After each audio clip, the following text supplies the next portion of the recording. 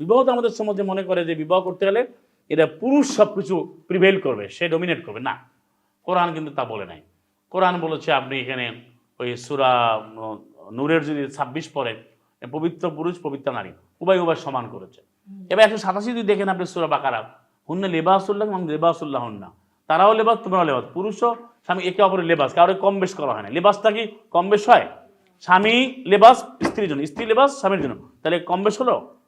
এখন আপনি দেখেন বিয়ের ক্ষেত্রে আমরা দেখি মেয়েকে কথা বলতেই দেয় না।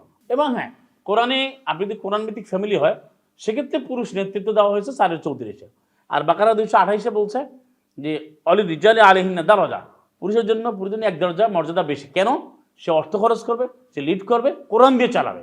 আবার মাইন্ডেড, সে কিন্তু কোরআনের বাইরে গায়ের জোরে চালালে সে নেতা হতে পারবে না। এমনই পুরুষ আবার নেতা হয়ে গেল, সে মদখোর, সে বিড়িখোর, সে অর্থ অপচয় করে,